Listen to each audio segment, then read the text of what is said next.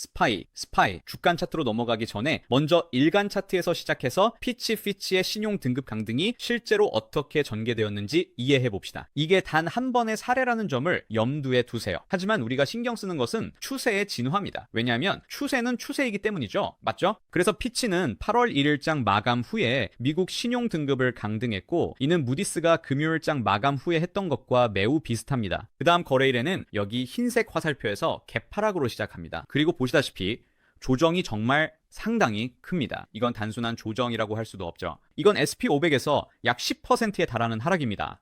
하지만 우리가 신경 쓰는 것은 여기서 실제로 추세가 어떻게 변했느냐입니다. 이제 강등 이전 그리고 이 고점 부근까지도 추세는 상승세였습니다. 우리는 분명히 일간 상승 추세에 있었고, 이 지점이 추세 카운트에서 가장 높은 고점이었습니다. 그래서 일간 상승 추세에서 우리의 기본 가정은 일간의 더 높은 저점을 찾는 것입니다. 그리고 이전 저항 구간, 즉 빨간 도지의 하단 꼬리에서 지지로 작용하기 시작한 이전 저항 구간을 더 높은 저점의 새로운 잠재적 영역으로 사용할 수 있습니다. 여기서 일간 50 이동평균선에서도 일치하는 신호가 나타나는 것을 볼 수 있습니다. 화면에 보이는 파란색 이동평균선이 바로 그것입니다. 상황이 순조롭게 흘러가지 않을 것이라는 첫 번째 경고 신호는 이 지지 구간을 넘어서 버린 것이었습니다. 우리는 그 구간을 바로 뚫고 내려갔습니다. 이 붉은 캔들에서의 하락을 보면 여기에는 빨간색 캔들이 3개 있는데 하나, 둘, 셋 모두 꽤 공격적으로 하락하고 있죠. 그래서 더 높은 저점을 시도하는 움직임이 전혀 없습니다. 이 구간 위에서 매수세도 거의 없었고 우리는 그 구간을 넘어서 버렸습니다. 좋아요? 그래서 더 이상 확실한 일간 상승 추세라고 보기는 어렵습니다. 지금은 사실상 저점이 같거나 아니면 약간 미묘하게 더 높은 저점일 수도 있지만 핵심 구간을 넘어서 버렸죠. 그 이후로 시장은 완전히 반등합니다. 여기서 잠깐의 반등이 나타나는데, 이 반등은 차트상 이 구간에서 지지 역할을 할 수도 있었던 영역을 다시 돌파합니다.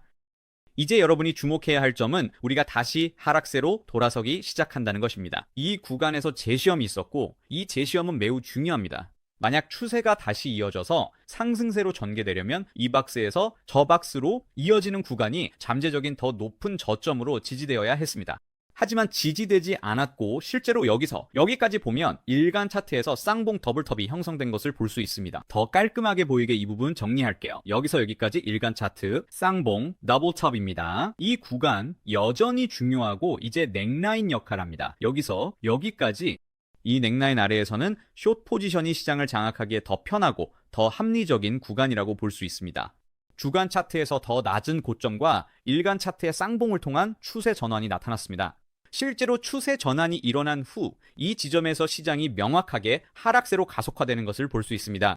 그래서 우리는 최근 무디스의 신용등급 강등과 관련된 가격 움직임을 살펴볼 때 이 프레임워크를 활용해서 상황을 파악해 볼 것입니다. 지금 추세 전환이 일어난 것일까요? 아니면 아닌 걸까요? 또한 여기에는 빨간색 화살표가 그리고 저쪽에는 초록색 화살표가 있다는 점도 눈에 띌 것입니다. 이 화살표들은 연준의 조치에서 비롯된 것입니다. 이제 시장이 이 추세 카운트에서 가장 높은 고점 부근에 머물러 있을 때 연준은 실제로 7월 26일에 기준금리를 25bp 인상했습니다.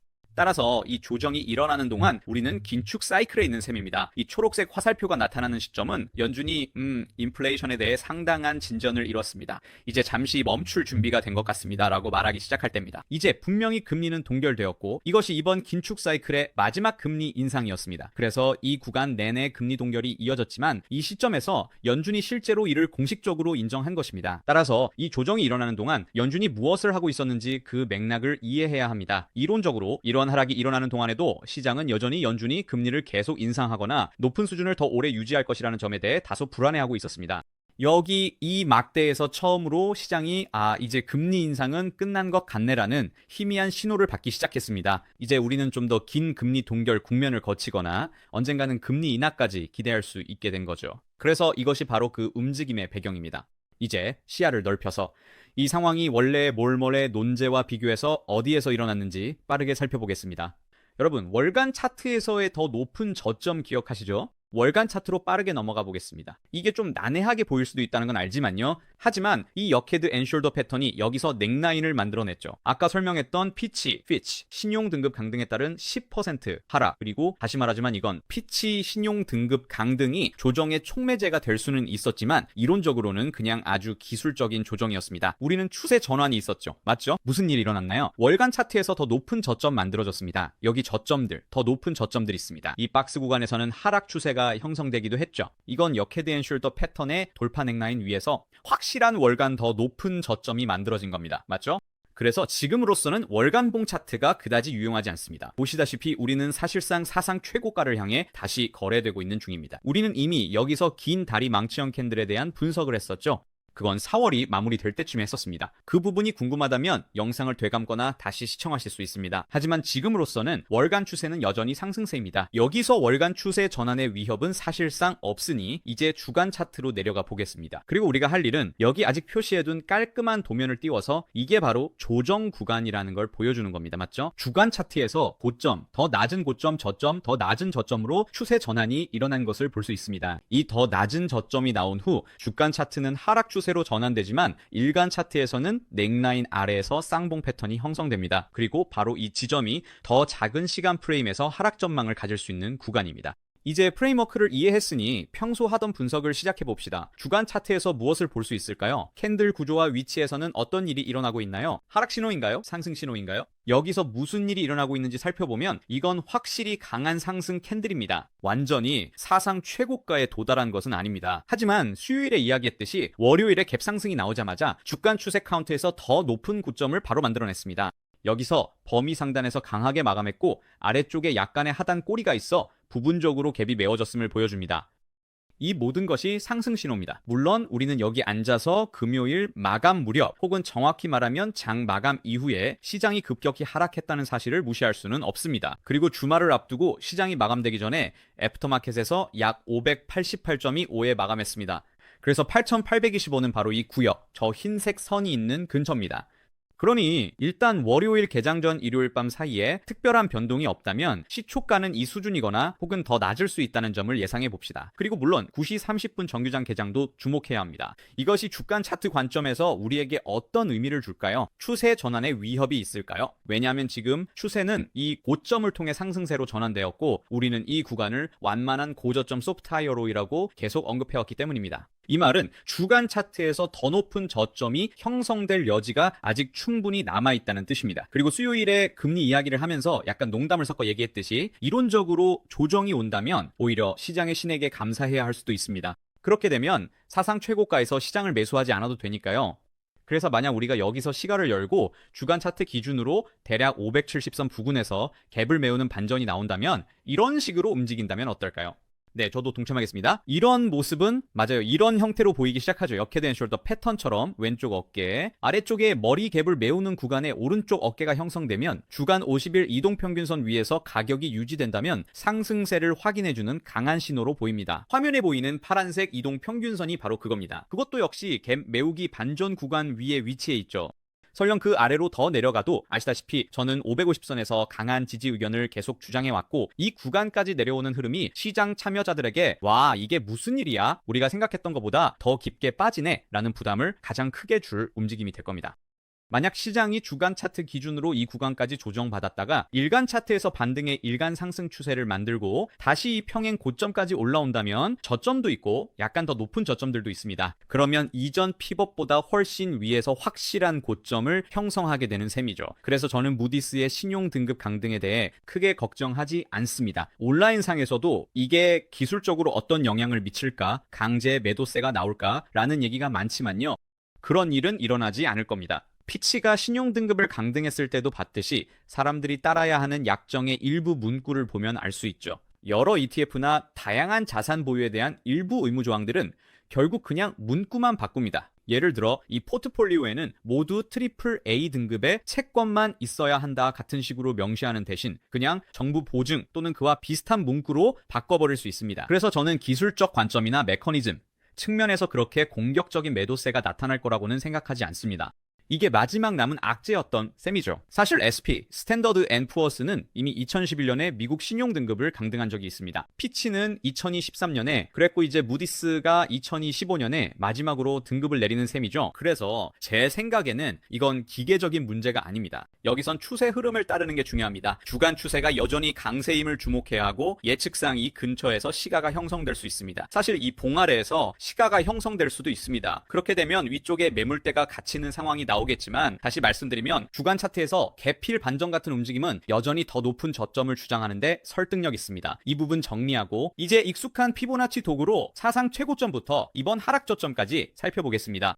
아시다시피 개필 반전 위에 머무른다는 건 61.8% 피보나치 위에 있다는 뜻이고 61.8% 피보나치 위에 오래 머무를수록 100% 돌림이 일어날 확률이 극적으로 높아집니다. 한 걸음 더 나아가서 보면 피보나치 50% 돌림 구간이 이 아래 꼬리의 저점과 거의 일치하고 우리가 알고 있는 550의 핵심 구역과도 맞닿아 있습니다. 이 구역은 바로 여기 관세 혼란 구간에서 약간의 저항 역할을 했던 곳이죠. 그래서 피보나치 관점에서는 특별한 문제가 없습니다. 여기서 저점에서 고점까지 피보나치를 적용해보면 38.2% 되돌림 구간이 정확히 551의 위치에 있음을 알 수 있습니다. 이는 시장이 조정을 받아도 갭을 메우는 반전까지 가지 않을 수 있다는 생각을 더 강화해줍니다.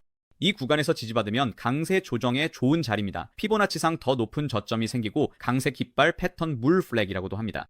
주간 차트에서 앵커드 V 워플 한번 확인해 보겠습니다. 우리는 전체 클러스터 위에 위치해 있습니다. 여기서는 개필 반전 구간이 지지선 역할을 하고 있습니다. 이 구간은 실제로 사상 최고점에서부터 앵커드 VWAP 지지해주고 있습니다. 주간 차트상으로는 정말로 특별한 문제가 보이지 않습니다. 봄매도 세력이 다시 등장해서 아하하 우리가 10% 조정 이끌어냈다고 비웃고 싶다면 만약 우리가 이 위기의 저점까지 조정받는다고 해도 본질적으로는 지난주에 형성된 이 지역의 윅 저점까지라면 현지 고점 대비 약 7.5% 정도의 조정에 불과합니다. 최근 시장이 거래된 변동성 범위를 감안하면 퍼센트포인트 움직임에 집착할 필요는 없다고 생각합니다. 시장 구조 관점에서 생각해야 합니다. 지금 우리가 있는 위치가 시장이 추세를 유지하고 일종의 더 높은 저점을 만들 수 있는 구간인가요? 그래서 이것이 제가 고차트 상위 타임프레임에서 보는 관점입니다. 여기서 이걸 잠깐 지우고 볼륨 프로파일을 한번 살펴보겠습니다. 제가 여러 해치의 데이터를 가지고 있어서 볼륨 프로파일이 좀 왜곡되어 보일 수도 있습니다. 아니네요. 괜찮습니다. 더 많은 데이터를 불러온 줄 알았는데 어쨌든 지금 우리가 가진 건 뭘까요? 고거래량 노드는 개필 리버설 구간입니다. 그 아래에는 구간의 중간점이 있고 구간의 하단은 550 구역을 약간 넘긴 부분입니다. 550은 고거래량 노드가 아니라 제 개인적인 선호 구간임을 기억해 주세요. 이 부분은 지난주에도 이야기했었습니다. 이제 일간 차트로 내려가 보겠습니다. SP500의 주간 예상 변동폭을 평가해보고 피치의 신용 등급 강등 때와 다시 한번 비교해 보겠습니다. 이 차트는 정말 난해하게 보입니다. 화면에 제대로 보이게 비율을 맞추기가 참 어렵네요. 일단은 화면을 축소해서 전체를 보도록 하겠습니다. 이것이 바로 주간 예상 변동폭입니다. 이 분석법이 익숙하지 않으시다면 오른쪽 상단에 있는 영상 튜토리얼을 참고해주세요. 숫자의 상한선인 603.41에 포함되어 추세 수치에서 더 높은 고점을 의미한다면 숫자가 하한선에 포함되어 있다면 숫자는 584.99가 됩니다. 물론 이는 추세 카운트에서 더 높은 저점을 의미하게 됩니다. 방금 언급했듯이 금요일장 마감 후 현재 시장은 약 588.5에 위치해 있습니다. 그래서 588.5는 실제로 바로 이 근처에 위치하게 되는데 이 구간은 시장에 있어 매우 중요한 영역입니다. 이제 당연한 이야기지만 지난주에는 엄청난 움직임이 있었습니다. 이는 시장의 기대치를 벗어난 위쪽 방향으로의 이시그마 움직임이었습니다. 우리는 아래에 거대한 미충족 갭이 남아 있습니다. 우리는 1일 200일 이동평균선을 갭 상승으로 돌파했습니다. 추세는 물론 상승세입니다. 저점들이 있습니다. 여기에는 첫 번째로 더 높은 저점, 약간 더 높은 저점이 있습니다. 이 랠리 동안 저 멀리서 저점을 형성한 이후 우리는 아직 한 번도 시간봉 하락 추세를 기록하지 않았습니다. 그렇다면 최고점에서 시장이 조정을 받아 더 높은 저점을 만들 수 있다는 것이 합리적일까요? 정답은 그렇고 이게 지난주 토요일 이후 우리의 일관된 관점이었습니다. 우리는 여기까지 조정이 와도 괜찮다고 말해왔습니다. 만약 이 구간이 위쪽으로 돌파하지 않았다고 가정합시다. 중국과의 합의도 없었습니다. 여기서 더 높은 저점을 지지하고 다시 위쪽으로 반등할 수도 있었죠. 그리고 아시다시피 이제 더 높이 올라갔으니 더 많은 여유가 생겼습니다. 그러니까 요점은 그리고 이 채널에서 계속 강조해온 또 하나의 유용한 점은 시장이 이런 식으로 계속 위로 치솟을 때는 자신의 매매 위치에 극도로 신경 써야 한다는 것입니다.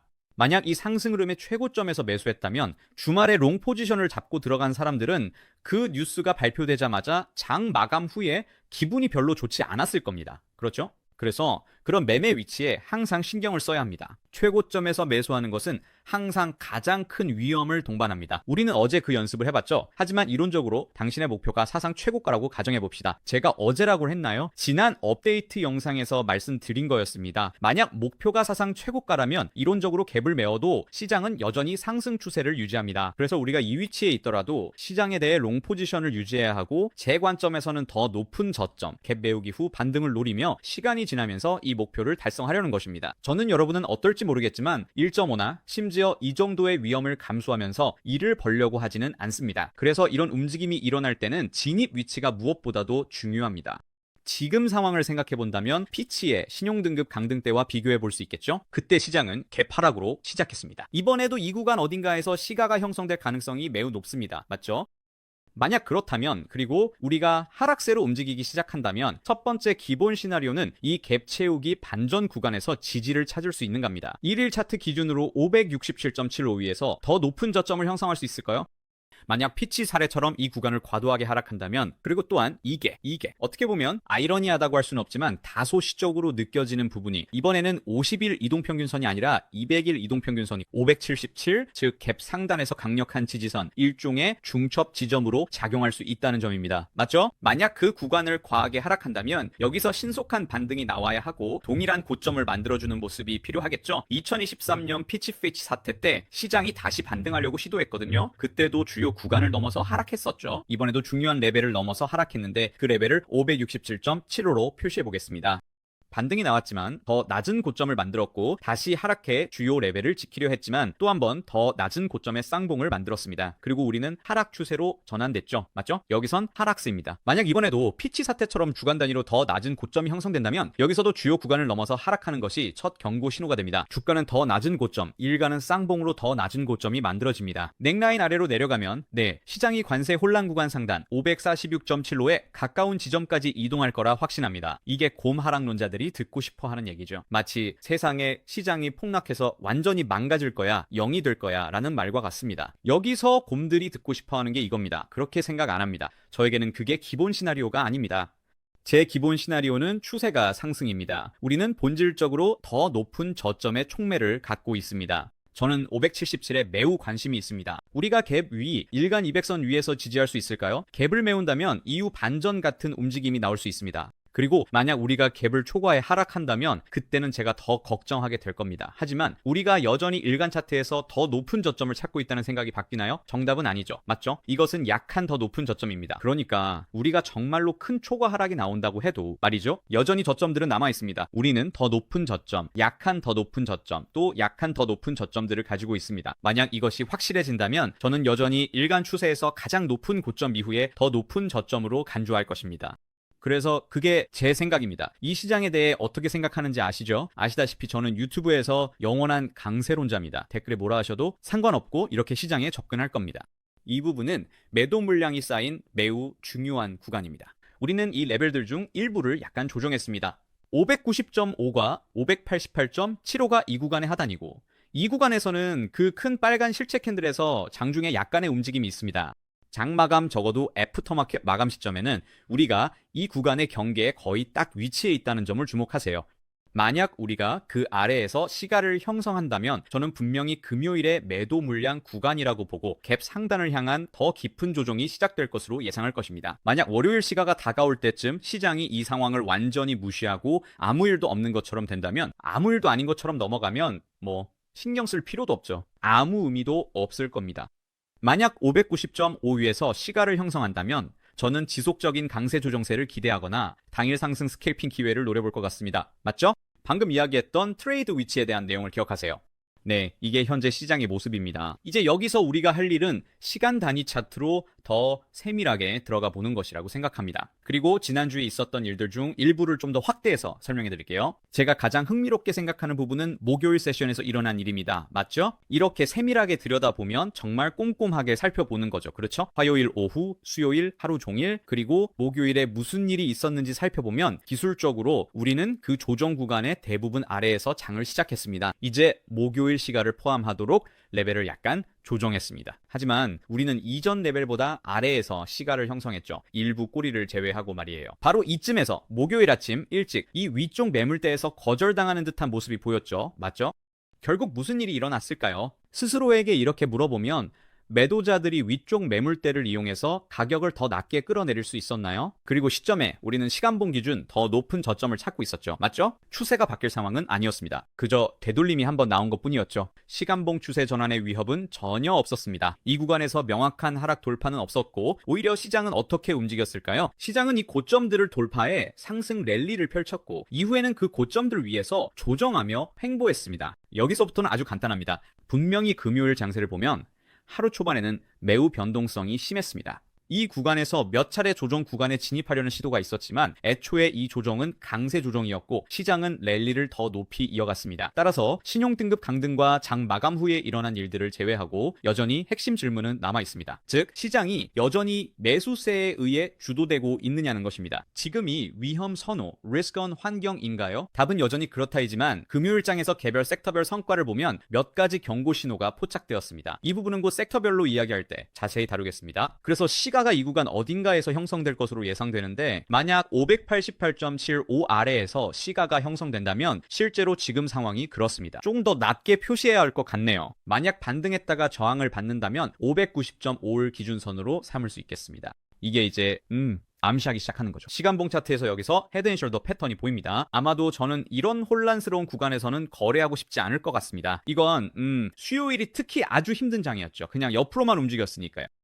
만약 우리가 그 구간의 하단인 585.5를 돌파한다면 바로 여기서부터 이런 아이디어들을 고려해 볼 수 있다고 생각합니다. 그래서 만약 시장이 588.75 이하에서 시작하고 반등이 시간봉 기준으로 590.5 아래에서 더 낮은 고점을 만든다면 585.5 아래로 돌파할 때가 바로 되돌림 매매의 기회가 됩니다. 바로 여기 이 핵심 구간입니다. 여기가 이미 주간 예상 변동폭의 하단이지만 지난주에서 봤듯이 친구 사이의 시그마 2짜리 움직임이 뭐 대수겠습니까? 요즘은 아무것도 아닌 것 같네요. 그래서 585.52 여기서의 하방 지지선입니다. 여기가 바로 시간봉 추세 전환이 더 확실한 되돌림을 이룰 지점 577 부근까지 제공할 수 있는 구간입니다. 여기에 도달하면 제일 먼저 드는 생각은 여기서 반전이 나와서 다시 이 지점 그리고 이상적으로는 동일 고점까지 올라갈 수 있을까 하는 겁니다. 이 구간을 돌파하는 건 정말 큰 의미가 있겠죠. 우리가 방금 일봉 차트에서 이야기했던 그 위쪽 매물대 때문이죠. 만약 아래 갭으로 진입하게 된다면 예를 들어 여기서 하락세가 이어지고 더 낮은 고점을 만든다고 해도 얼마든지 가능합니다. 그러니까 이건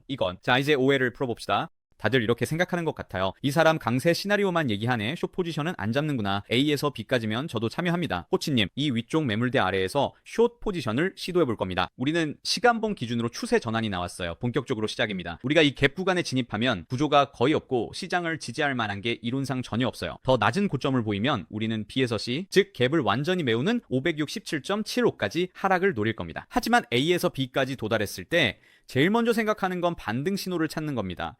B에서 C까지 도달했을 때 만약 거기까지 간다면 제일 먼저 생각하는 건 우리가 뭔가 일시간봉 기준의 추세 전환을 통해 일봉상 더 높은 저점을 만들 수 있을까 하는 겁니다. 567.75에서는 일시간봉 TC 즉 추세 전환 신호를 찾는 게 제가 집중할 부분입니다. 이미 일봉 차트에서 피치 이슈가 어떻게 비슷하게 흘러가는지에 대해 이야기를 했었죠. 그건 정말로 비상시에 꺼내는 카드 같은 상황입니다. 그게 제 기본 시나리오는 아닙니다. 만약 시장이 그렇죠. 방금 우리가 살펴본 이 경로, 제가 설명한 이 경로는 시장이 518.75 아래에서 시작할 경우입니다. 만약 시장이 590.5 위에서 시작한다면 이제 그 경로에 대해 이야기해보죠. 맞죠? 여기서 시작한다면 저는 완전히 반대의 상황을 기대할 겁니다. 이건 정말 세상에 매수세가 완전히 주도권을 잡았다라는 상황이죠. 피치, 무디스 등 이런 기관들, 무디스의 신용 등급 강등은 정말 아무 의미도 없습니다. 전혀 신경 쓸 필요 없는 이슈예요. 우리가 590.5 위에서 시작해 이 구간을 지지하면 위쪽으로 폭주하는 시장의 전형적인 신호가 모두 나타납니다. 하지만 리스크 리워드 원칙을 무시하라는 건 아닙니다. 매매 위치를 항상 염두에 두세요. 어떻게 진입할까요? 조정받으면 손절선 설정에 리스크와 리워드를 현지 고점까지 올리고 추가 상승을 노릴 수 있습니다. 상승 추세에선 더 높은 고점을 기대합니다. 599.25가 어떤 경로 아이디어에서 목표가가 될 수 있는데 그 경로는 아마 이런 식일 겁니다. 이건 15분 반전 패턴이든 뭐든 이런 식으로 움직이고 그 다음에 여기서 추가 상승이 나오는 겁니다. 그래서 결국 중요한 것은 월요일 아침 세션에서 시장이 590.5과 588.75 중 어느 쪽에서 시작하느냐를 판단하는 것입니다. 만약 위에서 시작해서 횡보한다면 제가 초반에 공격적으로 숏 포지션을 잡을 유일한 경우는 금요일 고점을 넘겼다가 바로 급락하는 상황일 겁니다. 이런 상황이 나오면 롱 포지션을 잡은 트레이더들은 손을 털고 나갈 것이고 이런 식으로 조정이 나올 가능성이 높다고 봅니다. 상단 돌파 후 실패하는 패턴, 루가밥 앤 페일은 충분히 가능한 시나리오이고 저는 그 이후에만 숏 포지션을 고려합니다. 이게 별표를 붙여야 할 부분이죠. 이 움직임이 실패한 이후에만 숏을 잡겠다는 뜻입니다. 먼저 이 고점을 돌파해야 하고 이 낮은 고점에서 공격적으로 진입할 생각입니다. 585.5 아래로 바로 하락 돌파가 나올 때까지 기다리기보다는요. 알겠죠? 만약 시장이 마치 화물열차처럼 위쪽으로 계속 치고 나간다면 다음 저항 구간은 주간 예상 변동폭의 상단, 즉 602.5에서 여러 신호가 겹치는 구간이 있습니다. 그 다음으로는 606.75가 있습니다. 화면을 좀 더 멀리 확대해서 이 부분들을 보여드릴게요. 이 뒷부분의 구간을 확대해서 보여드리겠습니다. 여기가 바로 599입니다. 이게 이 구간이 중요한 이유입니다. 이전에 지지선이던 구간이 지금은 저항선으로 작용합니다. 여긴 완만한 구간입니다. 여기도 마찬가지로 완만한 구간입니다. 그리고 다시 사상 최고치에 거의 다다른 셈이죠. 정말 놀라운 일입니다. 하지만 이게 우리가 지금 마주하고 있는 현실입니다. 이제 인트라데이 이 앵커드 V튜브를 살펴보면서 우리가 이 지점들에 비해 어디에 위치해 있는지 미리 파악해 보겠습니다. 만약 우리가 590.5 위에 있다면 좀 더 낙관적으로 볼 수 있는 근거가 된다고 생각합니다. 맞죠? 이 앵커드 VP은 천천히 움직입니다. 강한 지지선이면 개법, 앵커드 VP 위에 머뭅니다. 그 구간은 강한 상승 신호입니다. 이 지점에서의 앵커드 VWAP도 역시 개법이었고 그게 실제로 이 구간의 범위를 형성하기 전에 있었죠.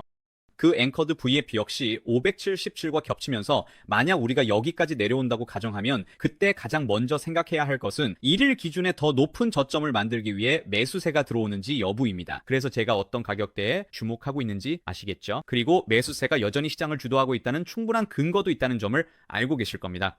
SP 섹터들의 움직임을 보면 아마도 조정이 한 번쯤 나올 시점일 수도 있습니다. 이번 주 후반에는 약간 리스크 오프 분위기가 감돌고 있습니다. 마지막으로 보여드릴 게 있는데 이 차트를 더 확대해서 보면 사실 몇 가지 더 말씀드릴 게 있습니다. 먼저 피보나치 수치를 살펴보겠습니다. 갭이 발생한 저점부터 최근 고점까지입니다. 여기서 피보나치 38.2% 지점이 이 구간을 지지해주고 있는데 다시 말씀드리면 만약 590.5 위에서 시가가 형성되고 이 구간으로 되돌림이 나온다면 저는 강세 관점을 유지할 것입니다. 만약 588.75 아래에서 시가가 형성된다면 이 구간에서는 기술적 지지선, 즉 수평선 아래로 본격적으로 하락하기 전까지는 일종의 애매한 구간에 있다고 볼 수 있습니다. 이 구간은 기술적으로 피보나치 50%와 일치합니다. 저는 이 구간을 그다지 선호하지 않고 61.8%처럼 애매한 위치에 있을 때는 차트 구조 자체에 더 집중하는 편입니다. 그래서 이미 말씀드린 대로 그 구간은 585.5입니다.